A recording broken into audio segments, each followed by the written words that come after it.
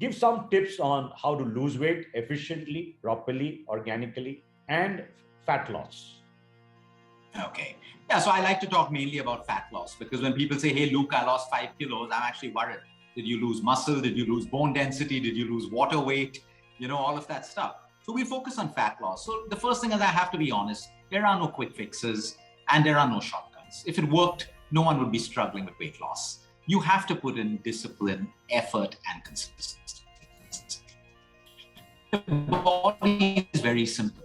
If it's holding on to weight, stubborn weight, you have to look at your hormonal balance. A lot of women have excess of estrogen in their system. That's why they tend to have abdominal fat that they can't lose. Men have it as well. And you check their testosterone levels, their testosterone is so low, and they have more estrogen in their body. So the whole point is when it comes to fat loss, I advise people to focus on metabolism.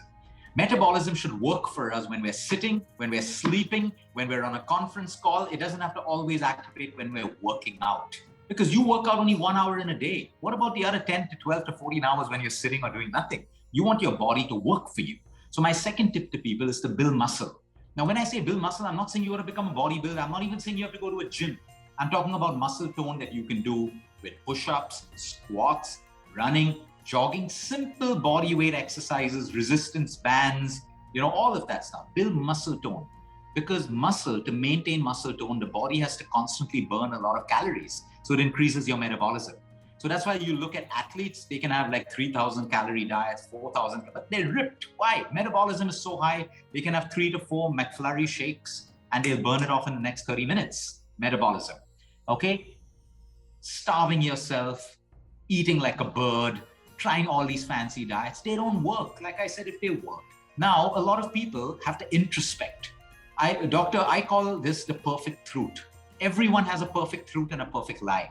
You know why you're struggling to lose weight. Okay, you don't want to face the truth. Maybe you're greedy.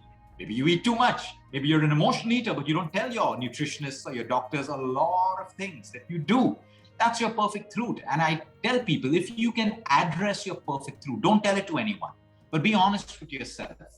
And if it's those 2 days on the weekend that you mess up, 5 days a week, you're working out, dieting, but 2 days is enough to take away all the hard work you did in 5 days. That's your perfect truth. You only need to change that. You don't need a diet plan. You need a lifestyle change. So coming down to nutrition, if you starve your body, you slow down your metabolism. If you try to eat less, your body starts conserving more energy, thinking that I'm not getting food, let me store food. So you see, when we go back to evolution, there was feasting and famine.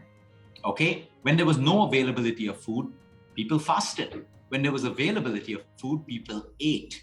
The problem is today, it's only feasting all the time, which is why intermittent fasting or 12 hours of sunset to sunrise is so important to give the body a break. The second thing, it's not just nutrition.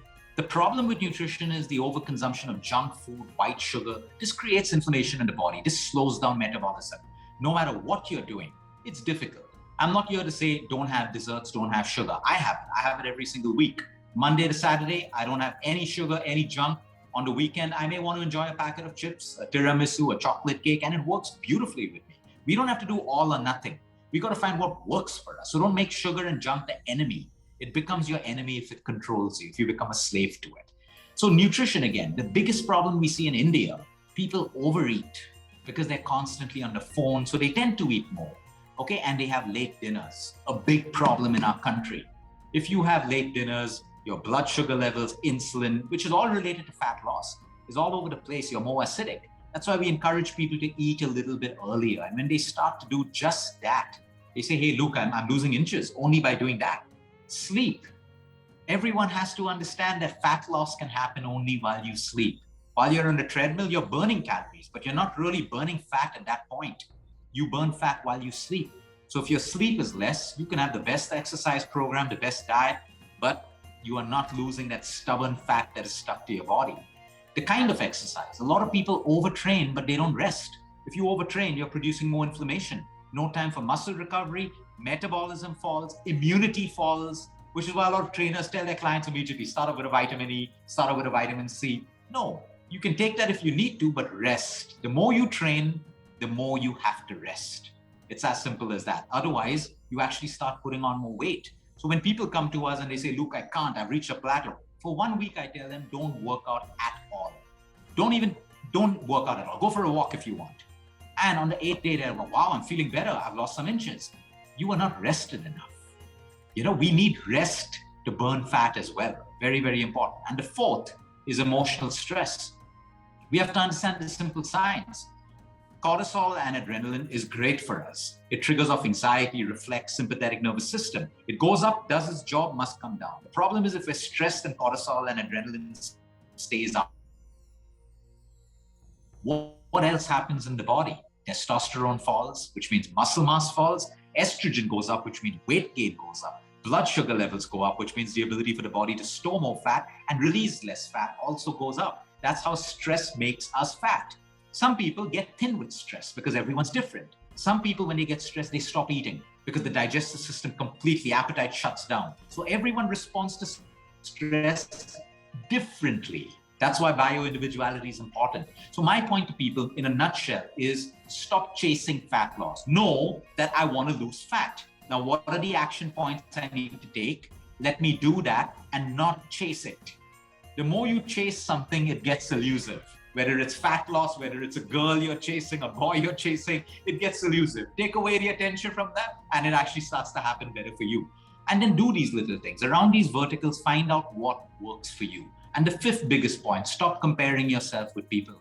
Someone else may have lost weight faster than you, but that person is different. You're different. And that makes you frustrated. That makes you demotivated. And then you want to constantly change the action points where the problem is not with the action points. The problem is with your consistency. So fat loss in a nutshell, like if people come on my fat loss program, this is what we teach them. So I'm not going to lie to you and tell you there's a superfood and we measure the calories and we have some magic equation. It is lifestyle that gets people to lose their weight. And of course, if it's a hormonal disorder, like someone has PCOS, a young girl, then we got to work with that condition because there is an obstacle. And as we work with that condition, the weight starts falling as well. Thyroid. If the person has a thyroid and doesn't even know they have a thyroid. So we get the blood work done. And then they find, wow, you were a hypothyroid. No wonder. The doctor puts them on medication. The weight starts falling. We put in our protocol, balance the medication, sometimes get the patient off the medication if we're able to get the underactive gland to work the right way. The doctor stops the medication. The weight's off. You don't have a thyroid problem anymore. So everything's possible if the patient is willing to put in the work.